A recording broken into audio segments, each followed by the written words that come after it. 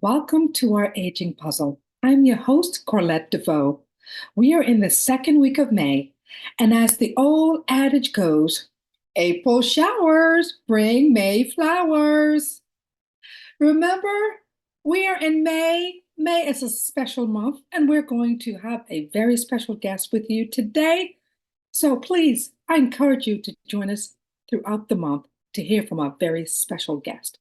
And remember, our show is about aging and how it affects all of us.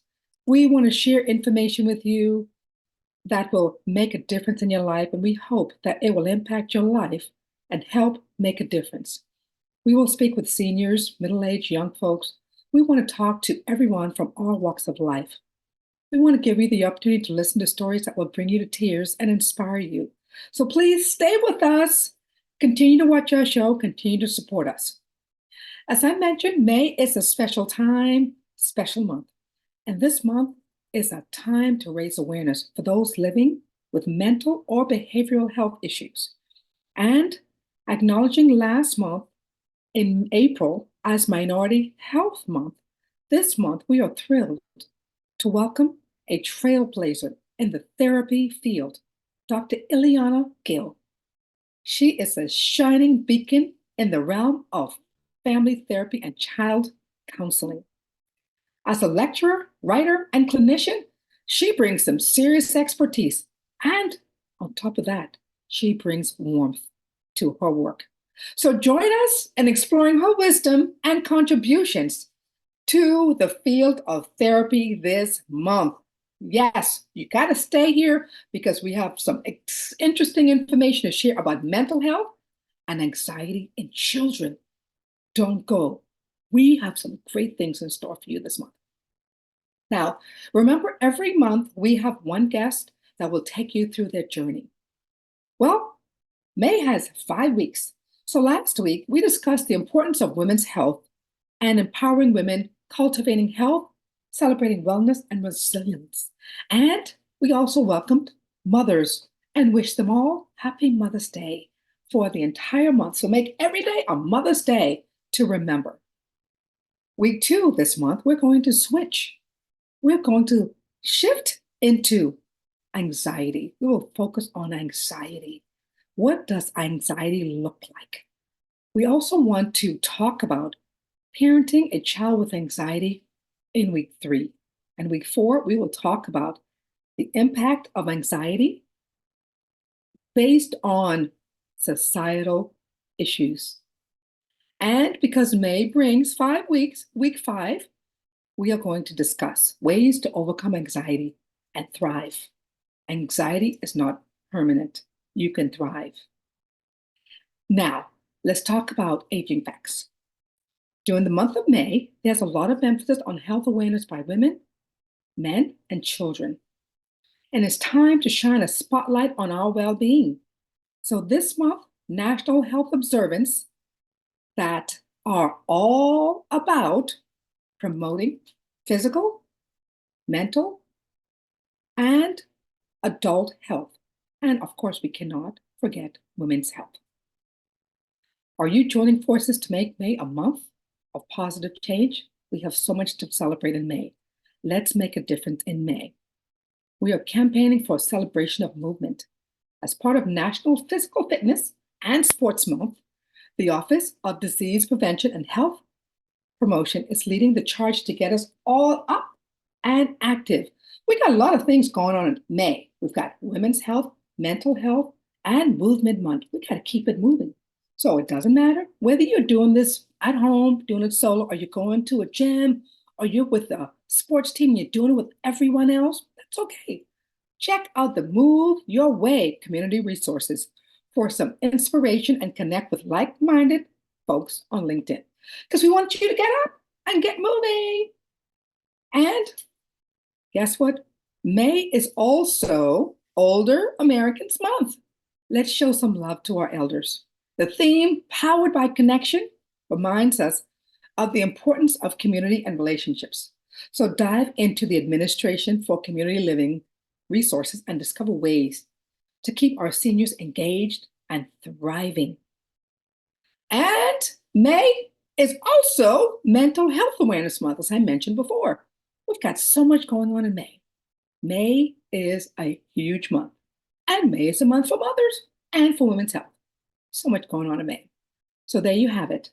May is a month filled with opportunities to nurture and thrive and keep our minds moving and ticking.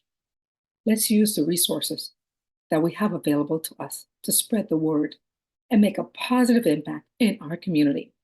Together, we can make May a month of health and happiness. So stay active, stay connected, and stay healthy. Now we are thrilled to welcome and introduce our special guest for the month. I'm so excited. Dr. Eliana Gil. She is a renowned figure in the field of family therapy and child counseling. Dr. Gil has held key roles as one of them is board member of a number of professional counseling organizations.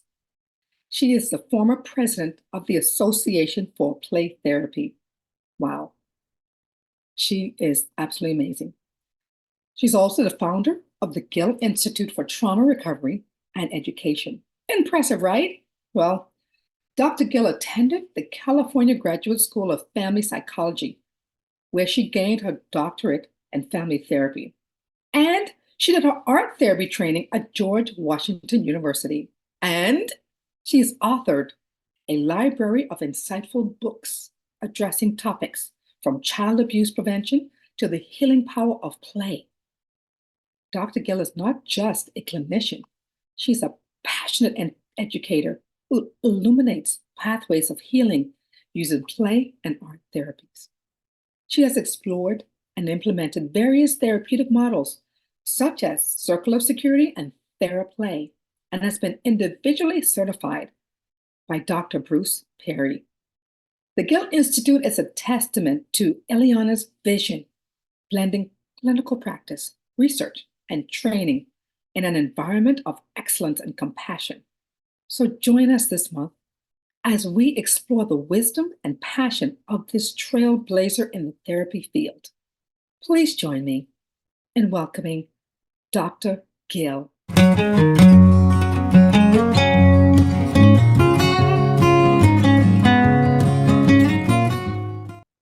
Thank you so much for joining us, Dr. Eliana Gil. It is a pleasure to have you with us today.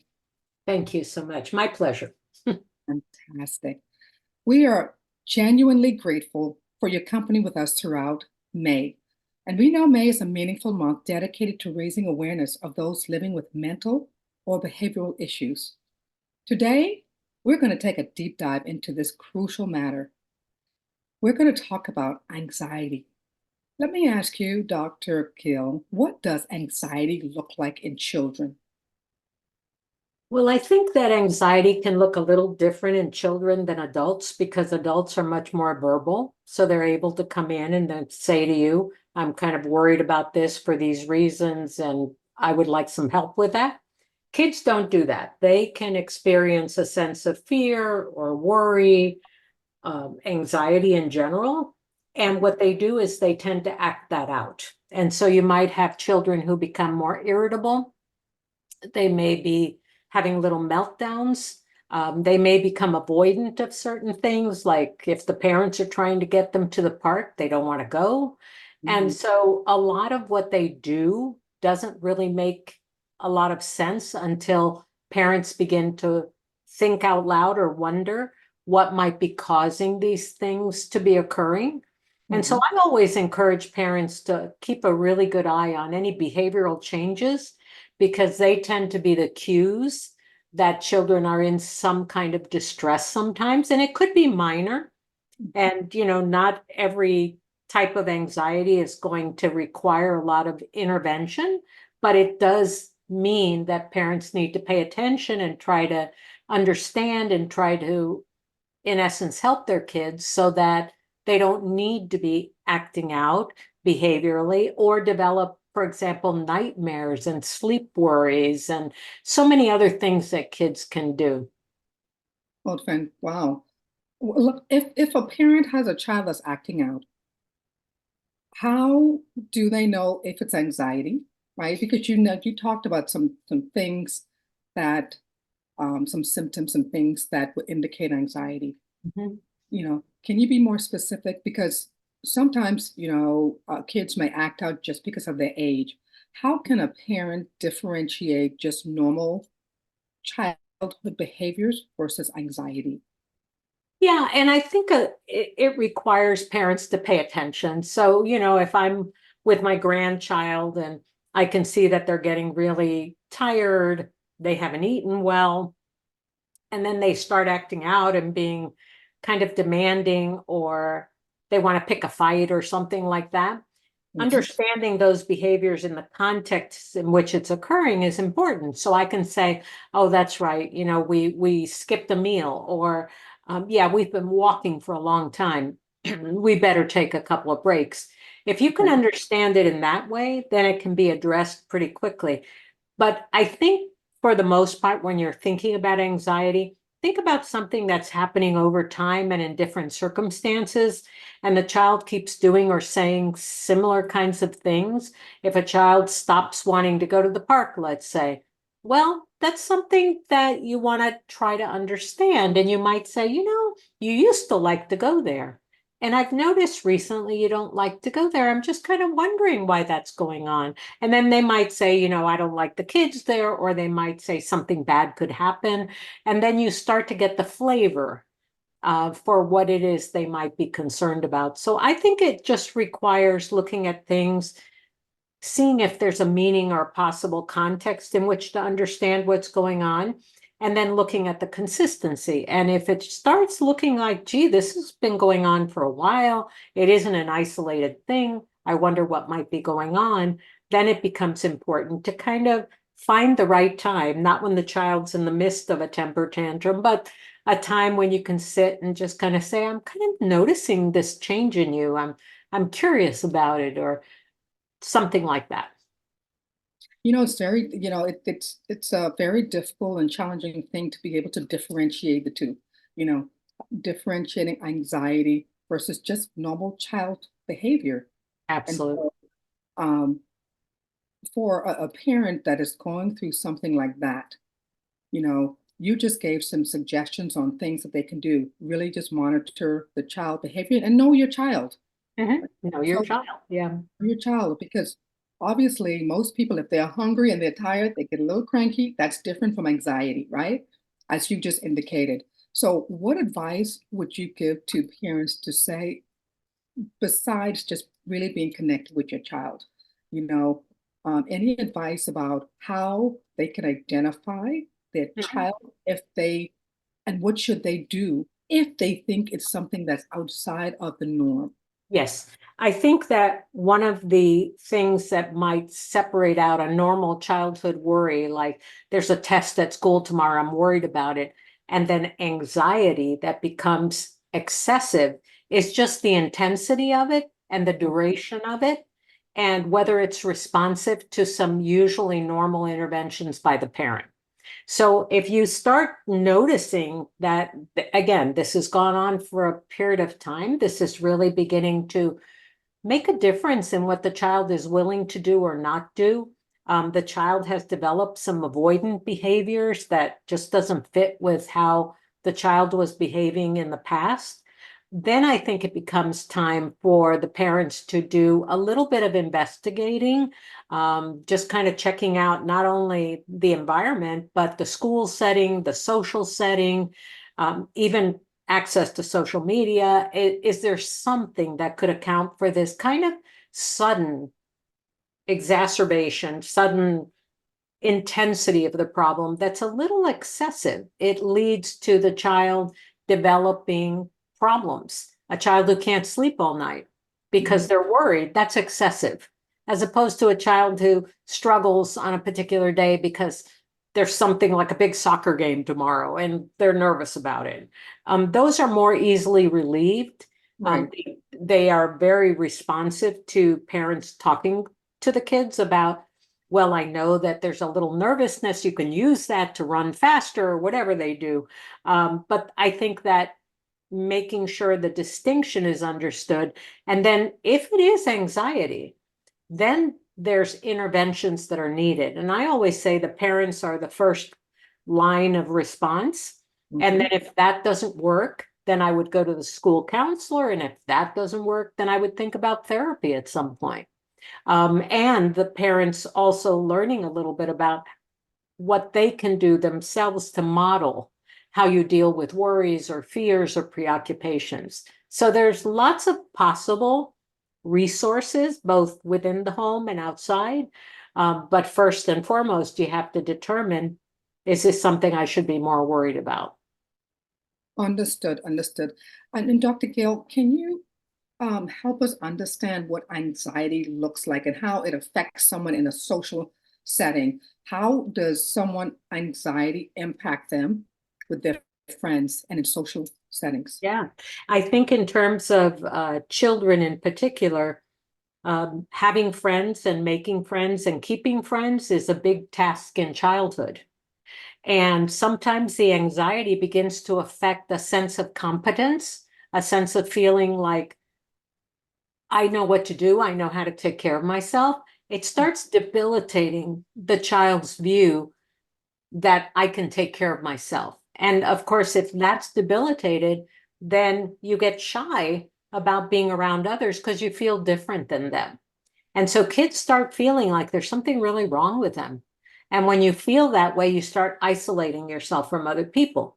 And you start imagining they don't want to play with me. They don't like me very much. They used to be my friends, but now they're not my friends anymore. And literally, your mind and your self-talking can actually grow the problem of anxiety, because anxiety is really about fears and worries that can't be abated normally. Because most of the time we can talk ourselves down, but children don't have those resources well built enough. So they rely on their parents to do a little bit of that. And then eventually, hopefully, they learn how to self-soothe and comfort themselves. And those are all things we try to teach kids. Wow. I think that this is, and we talked about this, this is a huge problem in this country. Mhm. And we know that parents are concerned, and so are caregivers. We're all concerned about the issue that we have in this country and in the world with anxiety in children and the ramifications and the impact of what that looks like. Can you give some suggestions or some strategies to help support children who are dealing with anxiety and some tips and techniques to help parents? Yes, I think that we have been very fortunate in the last 10 years or so to have so much study about the brain and how it works. And so we have developed in the field of psychotherapy, there's been a development of psychoeducation that's based on the brain. And we do this with children 3 to 5 years old. We teach them how their brain works and that there's a little part called the amygdala, where it's kind of the center of the feelings. And so the amygdala is something you take care of, and sometimes it can really get really big, and suddenly you're feeling big feelings and you don't know how to control them. Understanding a little bit about that, and then how to help your amygdala calm down by things you can do that are simple, like, for example, breathing.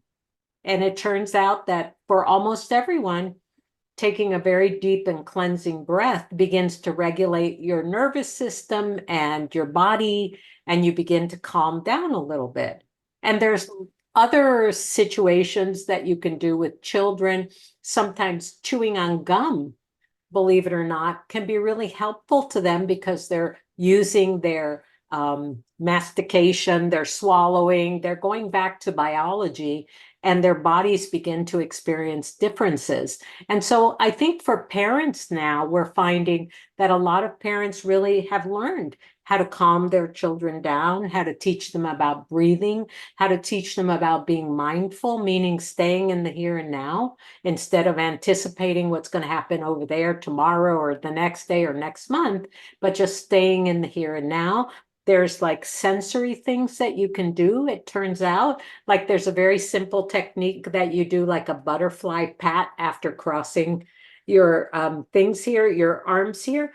And that can be very calming because it's bilateral stimulation. And Okay. for some reason, it makes us eventually feel better. So we teach the kids to do this, and we teach the parents to do this. And of Mhm. course, I always think anxiety is best handled in the context of another human being, someone who can hold their hands, someone who can begin to kind of talk to them about what might be going on. Like, I can see that you're really worried. I can see that your anger is getting really big or your fear is getting really big. We're going to work together on making those smaller. And sometimes it's physical exercise can help, like doing jumping jacks. It can really activate the body and then calm the body as well. So there's lots of things that parents can do, just kind of understanding a little bit that we know a little bit more about the brain and the body, their connection, and how to help kids begin to calm down and relax. And then when they're relaxed, you can talk to them. Because sometimes when they're really activated and they're really, really scared, really all you can do is hold them and rock them in place and tell them that they're going to be fine. And it's later that you can do a little bit of the explaining why they're going to be fine. But initially, it's just responding to the big feeling and kind of trying to help kids with that. The tips that you gave are phenomenal. And I think that they are great tips for adults too. Oh, absolutely. Because Absolutely.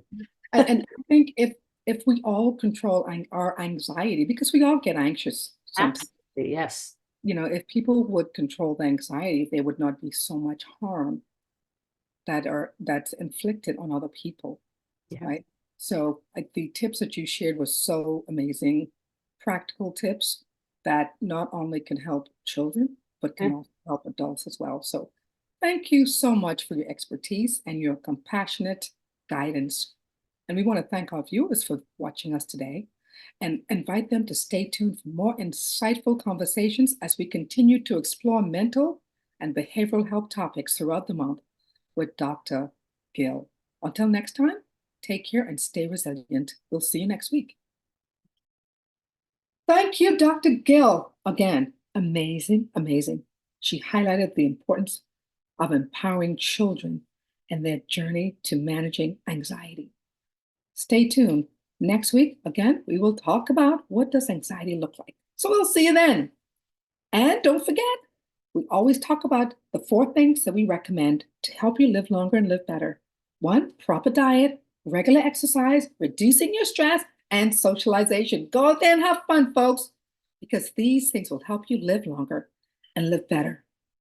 Again, we thank our special guest, Dr. Eliana Gil, and we hope to see you all next week, where she will be back again. See you soon. Thanks for joining. Voila. Hi, Mom. I'm worried about you. Why haven't you called me back? Are you okay? You constantly worry about your senior relatives, not knowing if they are safe, doing well, or are hurt when alone. You need something to help you relieve your worry and anxiety about your loved one. Well, let us introduce you to Remember 2, the first and only comprehensive AI-driven platform for seniors to help them stay safe, stay connected to loved ones, and live independently. Remember 2 offers reminders to help seniors remember daily tasks. It integrates with smart devices to help monitor vitals and safety risk, and will alert family members if their loved one falls. Remember 2 offers a unique suite of services designed to bring peace of mind to you and your loved ones. Here's where the magic happens. Remember 2 seamlessly integrates with your Apple Watch, capturing essential sensory data like falls or heart rate, providing real-time insights into your senior's well-being.